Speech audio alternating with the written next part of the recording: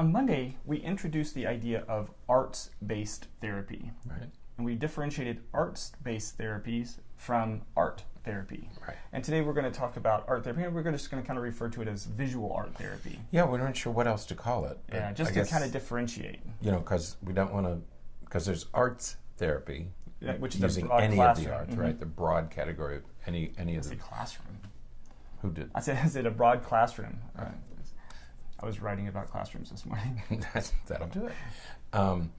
But this is about art, the visual arts. We talked about music therapy yesterday, right. Okay?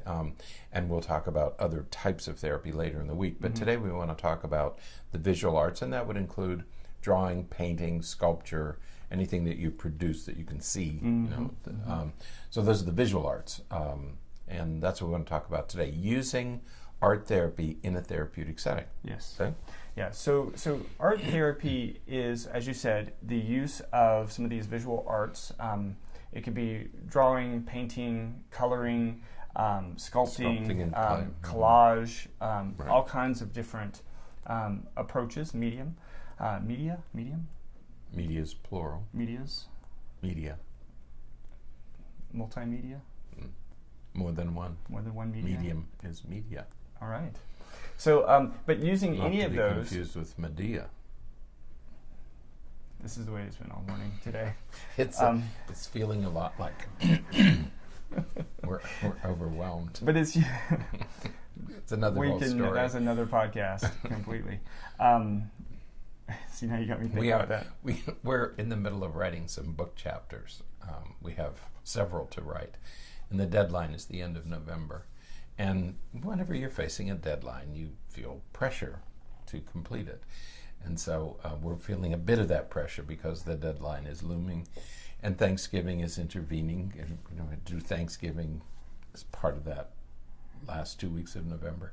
So we are under a little more stress than usual. Some of us are under a lot more stress than usual. And I'll quit talking about it now before he does have an aneurysm. It could happen right here. You'll see his on the veins podcast. bulging as he speaks. No, that's what it is. We're almost giddy with stress. Yes. Right, because there's a lot of pressure for finishing these chapters in November. We will, of course, get them finished. But just wanted to let you know why we're a little bit more playful than usual this morning. A little bit cathartic, just to kind of... But thank you for allowing us this moment of therapy with you. Yes.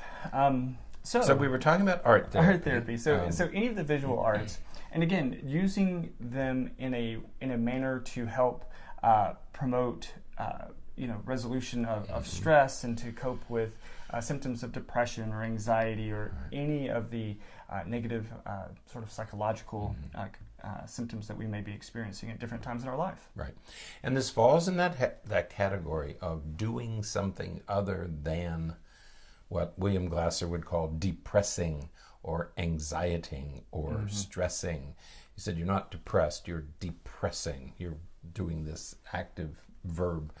You're depressing. You're not something happening to you.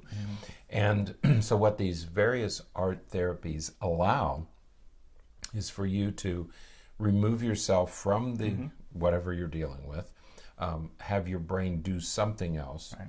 That's one thing it does. So it relieves that. It relieves you. It separates you from whatever the anxiety or depressing factors might be. But it also allows you to recruit neurons that you're not recruiting. When frequently therapists will say, well, you're stuck, or what we mean is we tend to have these recurring thoughts, and we get this feedback loop where it's just over and over and over. And to break that, one of the effective ways of breaking that is to physically do something else. Going for a run, you break up that because your body is doing something else, so you recruit neurons to do something else.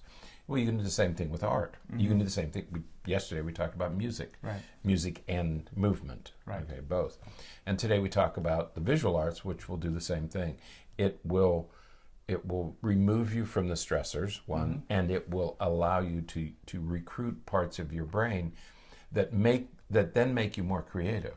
Not because it's a creative act, but because when when you're recruiting new neurons, it allows you to sort of expand and relax and do things that you wouldn't typically do. Right. Now, when you're working with a well-trained art therapist, what you will find is a person who is skilled in appreciating sort of some of the subtleties in one's work, but they look. On Monday, we mentioned the idea of psychoanalytic approach, right? Looking into why a person is choosing a particular theme or why they're doing some of those things, sort of those underlying subconscious tendencies. And art therapists are often trained to understand the meaning behind why a person would choose a particular color when they're doing something, or a particular shape or a particular subject that they're wanting to reproduce. And they look into those decisions that the person makes and is able to explore that in safe and comfortable ways to help the person better understand themselves, understand some of their symptoms, understand their personality, who they are, working through some of that identity development and all of that. Right. Most of you have heard about tests like the house tree person. Okay. Or kinetic family drawing, which is you draw your family doing something. Kinetic means doing, movement. And these were used as projective. They are still used as projective drawings, that you project something about yourself in the drawing. So you can either look at a picture that somebody else has either photographed or drawn, and interpret what you see in that picture, or you can create one yourself. And again, this has nothing to do with your artistic talent. Okay, that's not what anybody's looking for. This is not art. This is art therapy. And so in creating something, putting something on paper, you are projecting your personality into the drawing. There was an artist one time, and he made a painting of a human figure, but it had no head. And analysts were fascinated by that because, well, why would he leave the head off? What does it mean that he left the head off? Okay, and so that's the sort of stuff that comes out. In projective drawings, you can interpret, if you have the skills to do it, you can interpret a person's home life by how they draw the house. Okay, there are certain things you pull out of that, or how they make the tree, or how they make the person. With family drawings, and kids are really good at that. I mean, kids do this in particular. You'll say, make a drawing of your family. And so they have the dog and the cat and the fish and mom, and then dad is somewhere out in a little corner. It's this little guy out in the corner. The child's saying, Dad's not really a part of our life. That's what the drawing means. We know who he is and he's around, but he doesn't play the role that all these other people play in my life. Okay, so there are therapeutic aspects that a trained person can extract. But again, you have to be careful. You have to be trained to do this stuff, and then the training, it takes time and experience to get good at it. Yeah, absolutely. And again, there's a variety of forms that this can take, whether it's drawing or painting or sculpting, using clay, using anything with your hands. These are all great ways to put this together. One of the ones that I like is sort of the collage, or going into magazines or just looking at media and pulling out pictures and pulling out things that represent, and then looking into those things to look for patterns and look for underlying themes that may be informing or sort of guiding that person subconsciously to think different things or to feel different things, and really to get at some of the root of their symptoms. So. And again, we talked about this, and we're going to talk about it throughout the week. The art objects, whether it's a song or a movement or a picture or a painting, they give the therapist and the patient a new focus. Okay, so you mentioned collage. You don't have to be a good artist. You can cut pictures out of magazines, but let's say the therapist, first of all, just lets the patient just go out and do stuff, just sort of free form, to see if there are any themes in it. Well, I noticed that all of your themes are couples, or I noticed that all your themes are about children. There's something relevant there. once you know what the theme is, and you can say, oh, I want to pursue this theme. You seem to be anxious about such and such, or your source of stress. You know, you keep referring to this stuff. All of your pictures in one way or another are about this. Is that a theme? Yes, it is. Let's pursue that theme. So it can be done broadly, or it can be done very specifically. Right. And again, in the hands of a skilled therapist, Right. this is much easier to, and it's much easier to discern, and it's a much more accurate. Right. But it gives us, because we are normally just doing talk therapy, and we talked Right. about that earlier. We typically just do talk therapy.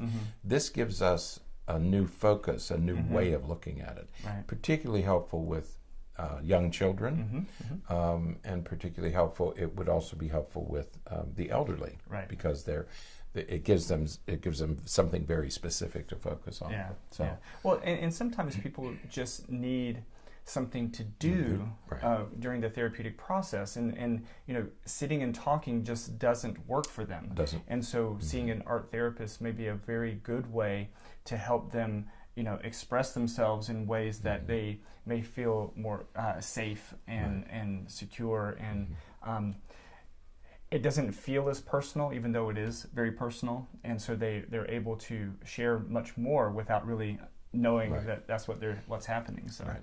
Yep. so we have a link to a couple of articles. One is from Psychology Today, and the other is the, of course, the American Art Therapy Association. So we'd encourage you to check those out. Right. Lots of great information in there, and you can learn much, much more about these processes. Yeah, take a look at that. Yeah. You know, but I love the idea of this multimedia sort Yeah. of instrument approach, you know, where you have something other than just talk. And for people with attentional problems, you know, it really helps keep them focused. You know. Absolutely. Sometimes 50 minutes of talk is hard to stay focused. It is. So, All all right. Good stuff. Well, that is it for today. Until next time, stay happy, stay healthy, and forget to be afraid.